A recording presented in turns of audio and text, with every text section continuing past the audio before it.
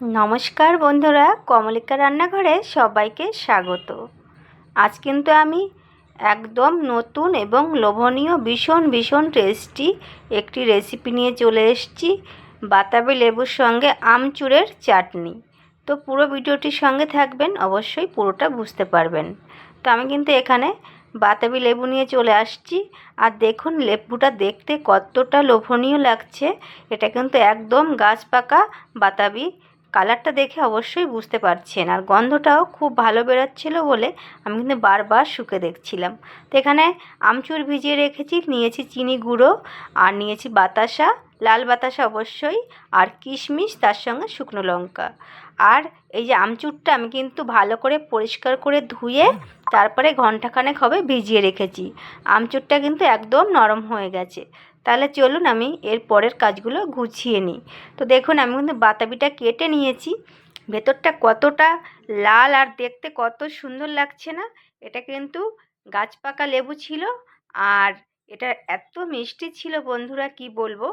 তো আমি কিন্তু অর্ধেকটাই ব্যবহার করব চাটনিতে, অর্ধেকটা থেকে যাবে। তো দেখুন খোসাটা কতটা পাতলা বেরিয়েছে, একদম গাছে পেকে না পুরো পুষ্ট হয়ে গেছে, যে কারণে খোসাটা একদম পাতলা হয়ে গেছে।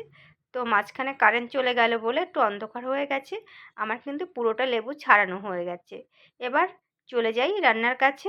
তো আমি অলরেডি গ্যাসে কড়াই বসিয়ে দিয়েছি, তারপরে কিন্তু গ্যাসটাও ধরিয়ে দিলাম। এবার আপনাদের দেখানোর চেষ্টা করছিলাম যে লেবুটা কেমন কালার লাগছে, কিন্তু ক্যামেরায় অতটাও ভালো আসছে না। যাই হোক, আপনাদের তো আগে দেখিয়েই দিয়েছি ভেতরের কালারটা। তো এবার আমি এখানে নিয়ে নিয়েছি দুটো শুকনো লঙ্কা, আর দিয়ে দেব কটা গোটা ধনে। এটা কিন্তু আমি শুকনো খোলায় ভালো করে ভেজে নামিয়ে রাখবো। এই চাটনিটার কিন্তু এটাই খুব সিক্রেট একটা জিনিস।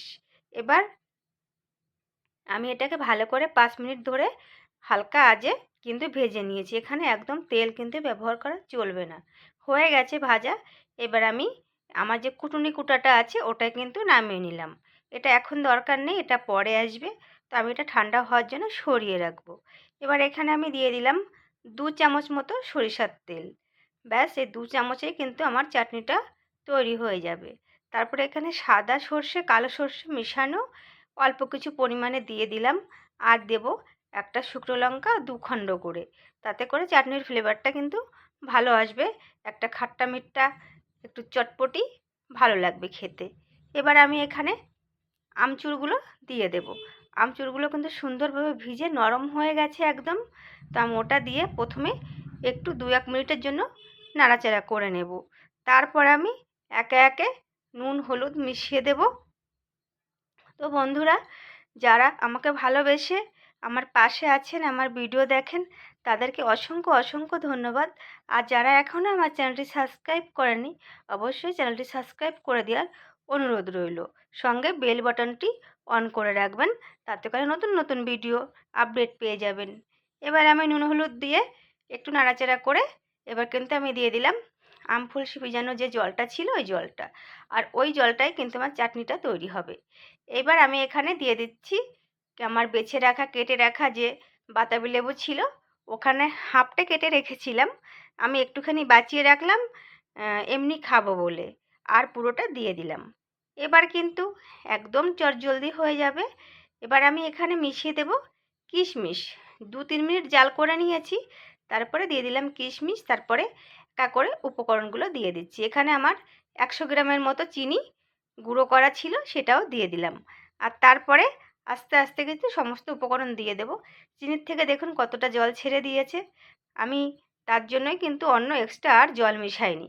এবার আমি এখানে দিয়ে দিচ্ছি লাল যে বাতাসাগুলো রেখেছিলাম ওই বাতাসাগুলো। এতে করে চাটনির কালারটাও আসবে সুন্দর, আর খেতেও কিন্তু মজাদার হবে, যেহেতু লাল বাতাসা গুড় দিয়ে তৈরি হয়।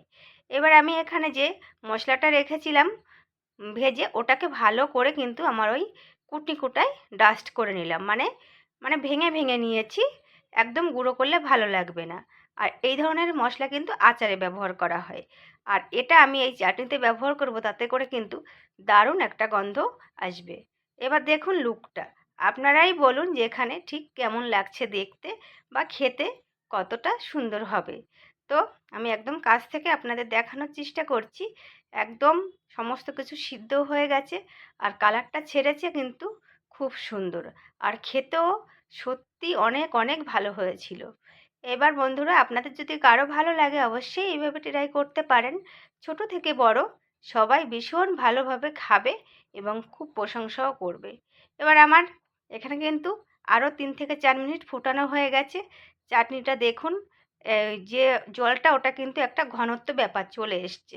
এবার আমি এখানে লাস্টে একদম এখানে আমি ডাস্ট করে রাখা লঙ্কা আর ধনিয়া যে ডাস্ট করে রেখেছি ওটা কিছুটা পরিমাণ মিশিয়ে দিচ্ছি।